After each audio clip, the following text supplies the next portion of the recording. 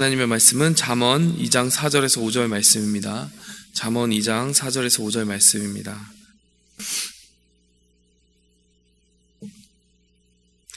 은을 구하는 것 같이 그것을 구하며 감추어진 보배를 찾는 것 같이 그것을 찾으면 여호와 경외하기를 깨달으며 하나님을 알게 되리니. 아멘. 우리 청년들이 수요일마다 중보기도 모임을 가집니다. 근데 그 모임 시간이 상당히 깁니다. 한 3시간 정도 기도를 하거든요. 근데 그렇게 긴 이유가 그 앞부분에 1시간 정도는 저희가 말씀 한 장을 전체를 읽고 그것을 묵상하며 돌아가면서 그 묵상한 내용을 나누는 시간을 가집니다. 근데 어제 본문이 우리가 순서대로 나가는데 잠언 2장 말씀이었습니다.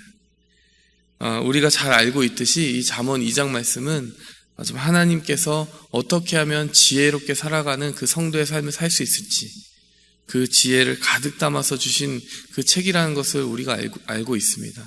그래서 지혜의 대명사라고 할 수 있는 솔로몬 왕이 그 잠언의 많은 부분을 이렇게 적어 내려간 것을 우리가 알 수 있습니다. 그래서 어제 그 잠언 2장을 함께 읽으면서 많은 정말 은혜가 있었고 그 안에 정말 감추어진 하나님의 선물들이 많이 있구나라고 하는 것을 어제 발견을 했습니다.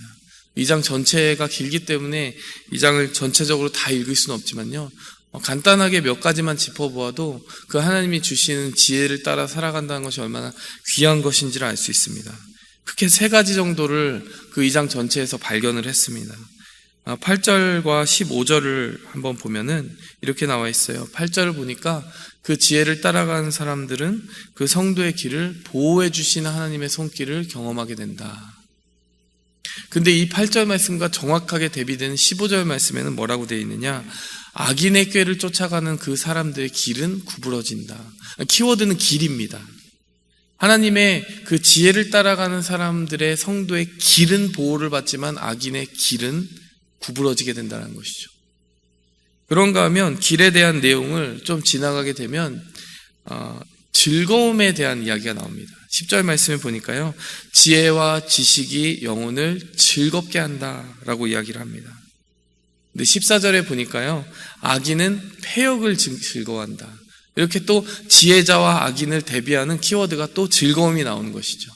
하나님의 그 법을 따라가는 그 지혜로운 사람은요, 무엇을 참되게 즐거워해야 되는지를 알게 된다라는 거예요. 악인은 정말 즐거워하지 말아야 될 것을 즐거워하게 된다는 것입니다. 요즘 한국에서 얼마나 시끄러운 뉴스가 많습니까? 그 중에 하나가 마약 사범들이 그렇게 많아요. 연예인 중에 마약에 손을 댔다가 정말 자신이 그동안 쌓았던 모든 인기며 그 모든 쌓아왔던 그 삶의 모든 든든했던 토대들을 다 잃어버리는 일들이 많습니다. 패역을 즐거워하였기 때문에, 즐거워하지 말아야 되는 것을 즐거워했기 때문에 그 삶이 생명의 길에서 떠나가게 된 것이죠. 하나님을 따르는 자는요, 즐거워해야 될 것이 무엇인지 알고 즐거워하는 복을 누리게 된다는 것이에요. 21절, 22절까지 또 가서 보니까요, 이런 말이 나옵니다. 그 지혜를 즐거워하는 사람은 오랫동안 땅에 남게 되리라. 21절 말씀. 그런데 그것을 따르지 않는 자는 땅에서 끊어지리라. 여기는 또 키워드가 땅입니다. 하나님의 지혜를 따르는 자는 그 땅에 남게 된다는 것이에요. 이것을 개념적인 언어로 바꾸게 된다면 하나님께서 그 지혜, 하나님이 주시는 지혜를 궁구하고 따라가는 자에게 영향력을 주신다라는 것이죠. 여러분, 이렇게 잠언 2장 전체를 관통하는 3가지 키워드를 가지고 말씀을 정리해보면 이와 같습니다. 하나님의 지혜를 따르는 자는 그 길이 보호를 받습니다. 그리고 참된 즐거움을 얻습니다. 그리고 그 땅에 오래도록 남는 영향력을 발휘하게 됩니다. 여러분, 사실 우리가 삶에서 추구하는 전부라고 할 수 있는 내용이 바로 그것들 아닙니까? 우리는 길을 알고 싶어 해요. 내일이 어떻게 우리를 기다리고 있는지 그 내일을 우리에게 알려줄 수 있는 누군가만 있다면 그 멘토의 정말 모든 것을 바칠 수 있을 정도로 우리는 그 내일을 알려주는 길을 찾는 사람들입니다. 뿐만 아니라 무엇이 영구하고 정말 시들지 않는 즐거움인지 그 즐거움을 찾고자 합니다. 그리고 어떻게 하면 이 땅에서 허무해지지 않고 하나님이 내게 주신 그 지혜를 가지고 그 땅에 이름을 남길 수 있을까? 어떻게 하면 영향력을 행사할 수 있을까? 우리는 그것을 꿈꾸며 살아가지 않습니까? 여러분, 그 길과 즐거움과 땅에 대한 내용이, 그 약속이 지혜에 담겨 있더라는 것이에요.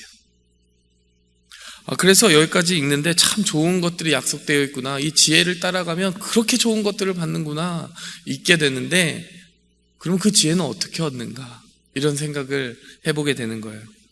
그랬더니 오늘 본문 말씀, 그 2장 한 장에 동일한 본문 속에 4절과 5절 속에 비밀이 들어있겠구나라고 하는 생각을 하게 되었습니다. 은을 구하는 것 같이 그것을 구하고 감추어진 보배를 찾는 것 같이 그것을 찾아야 한다. 그 말씀을 읽는데, 하나님이 여기에 이 지혜를 찾아가는 삶의 비밀을 담겨두셨구나, 담아두셨구나라고 하는 것을 깨닫게 되었어요. 그 말씀 읽는데 혹시 생각나는 신약 성경의 말씀 없으십니까? 감추어진 보배를 찾는 것 같이. 여러분, 딱 생각나는 본문 말씀이 마태복음 13장 44절이더라고요. 천국은 마치 밭에 감추인 보화와 같으니 사람이 이를 발견한 후에 숨겨두고 기뻐하며 돌아가서 자기의 소유를 다 팔아 그 밭을 사느니라. 보니까 예수님이 똑같은 말씀을 하신 거예요. 그렇기 때문에 이 짝으로 된 말씀을 잘 풀이한다면 그 하나님이 주시고자 하는 지혜의 의미가 무엇인지 조금 더 잘 드러날 것 같은 거죠. 가만히 생각해 보니까 이상한 거예요. 여러분, 밭에 그 보화가 감추어져 있고, 그 밭이 정말 전체적인 가치로 보아서는 내 소유를 다 팔아서, 정말 내가 살고 있는 집이며 뭐며 다 팔아서 사야 될 만큼 비싼 밭인데도 불구하고 그 누군가는 자신의 모든 소유를 팔아서 그 밭을 산다라는 말이죠. 분명히 다른 사람들이 볼 때는 굉장히 어리석은 행동입니다.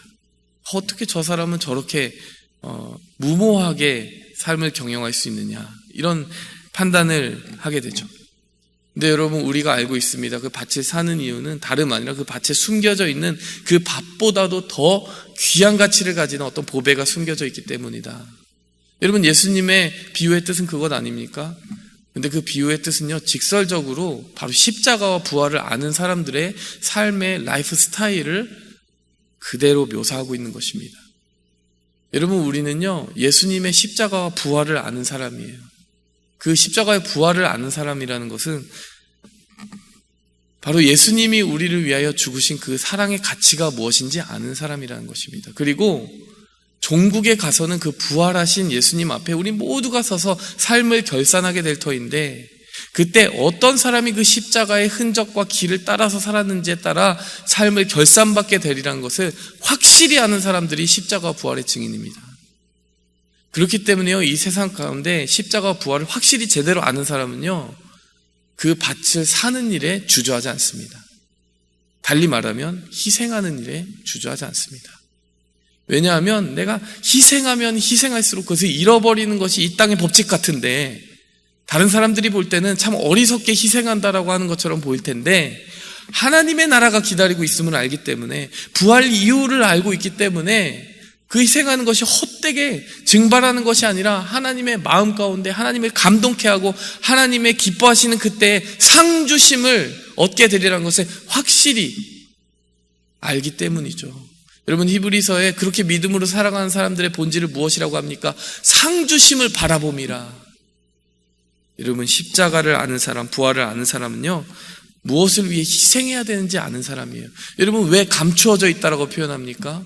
다른 사람들의 눈에 보기에는 어리석기 때문이에요. 여러분, 뻔히 다른 사람들이 보기에도 참 좋은 선택이다, 저렇게 가면 이익을 얻을 수 있겠다라는 생각을 누가 보아도 할 수 있다면 그것이 왜 감추어져 있는 것이겠습니까? 그게 왜 감추어져 있다라고 마태복음 13장과 오늘 잠언 2장 4절 5절 말씀이 왜 감추어진 보배, 감추어진 보화라고 이야기를 합니까? 사람들이 볼 때는 그것의 가치가 확연하게 바로 드러나지 않는다라는 거예요. 그냥 보일 때 어리석은 희생일 뿐이라는 얘기입니다. 근데 여러분, 우리는 알고 있어요.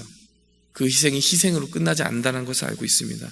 여러분, 그 확실한 하나님의 지혜에 대한 이야기를요, 바울은 아주 분명한 언어로 이렇게 이야기를 했어요. 고린도전서 1장 18절에서 24절에 이렇게 이야기합니다. 제가 군데군데를 읽으면요, 이렇게 나와 있어요.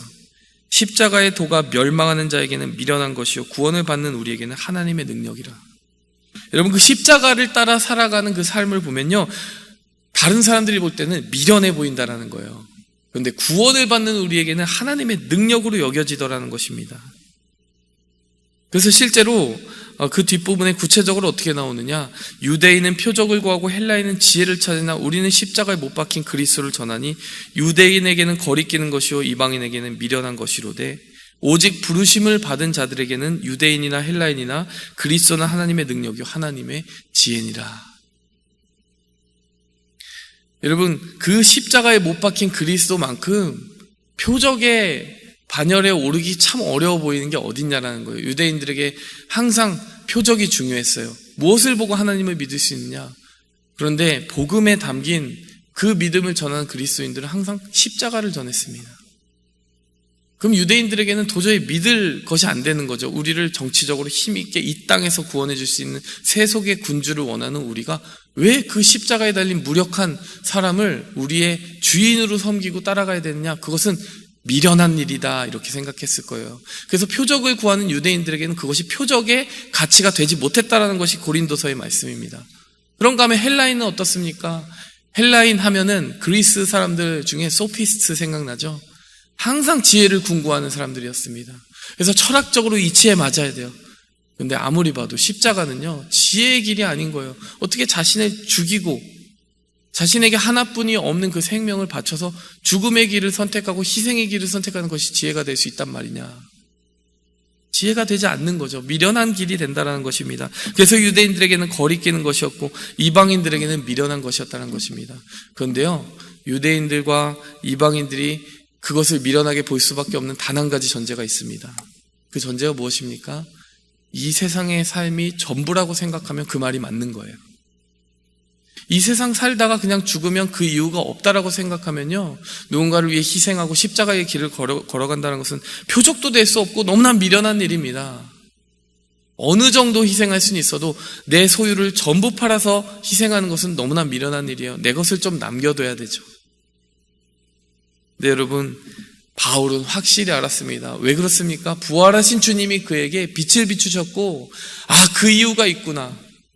예수 그리스도가 십자가 지신 이유라는 것이 확실하구나. 그리고 그 부활을 확실히 기다리는 사람들이 그리스도인이구나 라는 것을 확실히 알았기 때문에 그 그리스도, 십자가 지신 그리스도의 길이 표적이고 지혜였다는 것을 바울이 알게 된 것입니다. 끝이 아니었다는 것이죠. 여러분, 사실 이 잠언 2장 말씀은요, 그렇기 때문에 그리스도에 대한 진리와 연결되어 있는 말씀입니다. 그리고 우리가 사순절을 종합하고 정리하기에 너무나 좋은 말씀이에요. 여러분, 무엇이 지혜로운 길이냐? 무엇이 정말 하나님의 나라를 바라보고 살아가는 참된 신앙인의 그 생명의 길이 될 수 있느냐? 그것은요, 지금이 끝이 아니라는 것, 그것을 확실히 알고 살아가는 삶이 바로 지혜로운 길이라는 것입니다. 우리가 하영록 목사님 오셔가지고 그것 이야기하신 것 아니에요?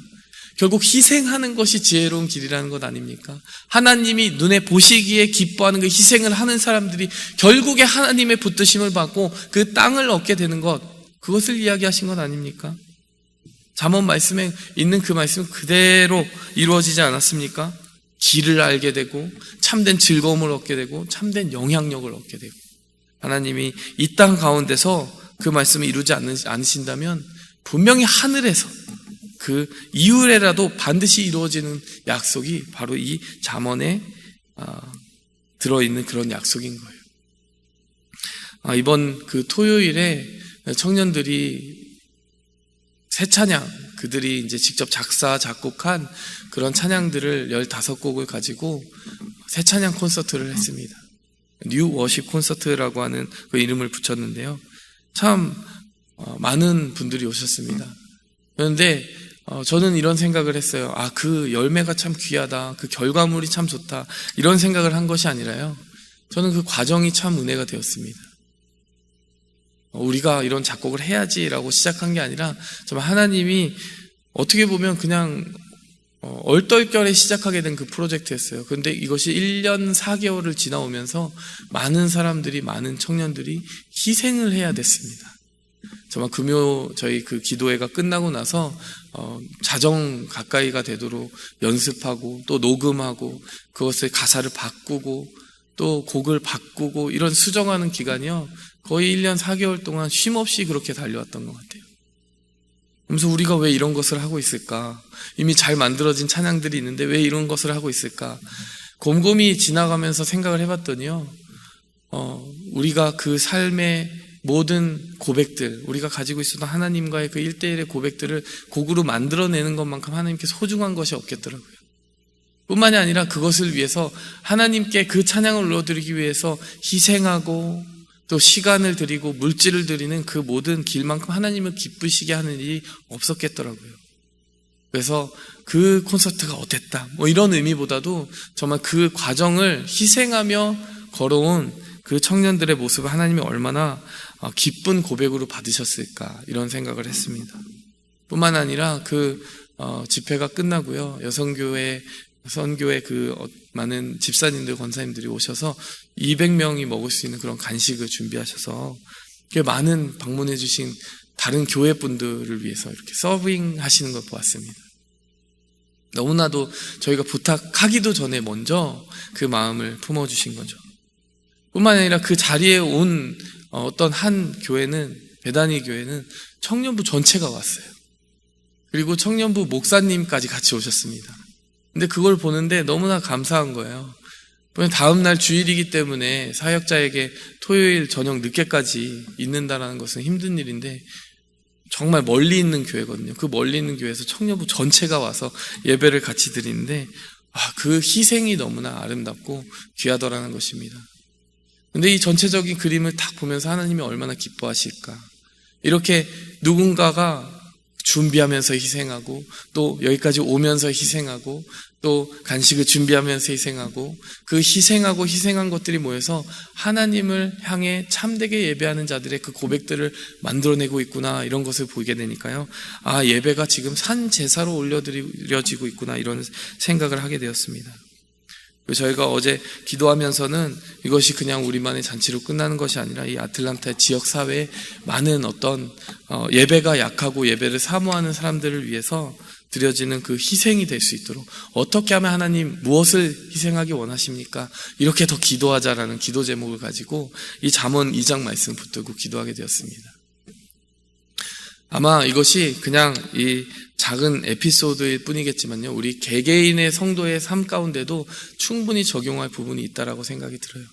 하나님이요, 그 사랑의 계명을 따라 십자가와 부활을 아는 사람이 희생할 때 길을 보여주십니다. 그리고 참된 즐거움을 주십니다. 그리고 영향력을 주십니다. 그래서 오늘 하루를 살아가는 우리의 삶 속에 참 때로는 허무해 보이고, 이렇게 살아가는 것이, 이렇게 희생하는 것이 어떤 목적이 있는, 목적으로 이끌어지는 것일까라고 하는 의문을 가지고 있는 신앙인에게 정말 하나님은 분명히 약속해 주신다는 것을 우리에게 오늘 말씀을 통해 알려주시는 거죠. 우리가 그 안에서요, 하나님 무엇을 희생할 수 있습니까?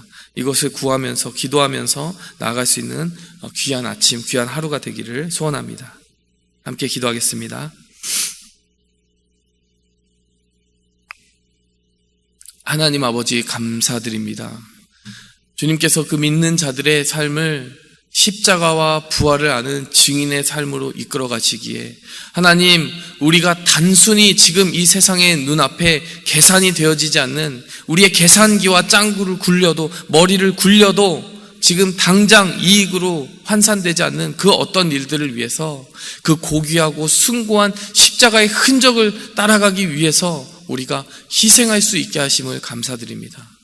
이렇게 새벽 예배 나와서 우리의 피곤한 몸을 침대에 누이는 것이 아니라 기도의 자리에서 희생할 수 있게 하여 주시니 감사합니다. 그 자리에서 중보의 기도를 드리며 희생할 수 있게 하여 주시니 감사합니다. 그리고 그것의 가치를 아는 그런 성도가 되게 하여 주시니 감사합니다. 정말 하나님, 우리의 신앙생활에 크고 작은 그 많은 일들이 정말 우리에게 고통스러운 희생이 아니라 정말 그 믿음의 비밀을 아는 자들에게는 참된 즐거움으로 감당할 수 있는 희생이 되게 하여 주시고, 그래요, 그 부활의 기쁨이 날마다 우리의 신앙생활의 여정에서 체험되어지는 놀라운 은혜와 축복을 경험케 도와주시옵소서. 하나님, 오늘 이 자리에서 기도한 모든 성도님들의 영육간의 강건함을 그렇게 책임져 주시고, 우리가 나아가는 모든 삶의 여정들이 정말 크고 작은 주님께 작은 것을 드렸는데 주님이 주시는 놀라운 부활의 선물을 누리는 정말 그 성도의 삶의 축복으로 이어지게 도와주옵소서. 예수님의 이름으로 기도하였습니다. 하늘에 계신 우리 아버지여, 이름이 거룩히 여김을 받으시오며 나라의 임하옵시며 뜻이 하늘에서 이룬 것 같이 땅에서도 이루어지이다. 오늘날 우리에게 일용할 양식을 주옵시고 우리가 우리에게 죄 지은 자를 사하여 준 것 같이 우리 죄를 사하여 주옵시고 우리를 시험에 들지 말게 하옵시고 다만 악에서 구하옵소서. 대개 나라와 권세와 영광이 아버지께 영원히 있사옵나이다. 아멘. 오직 주의 사랑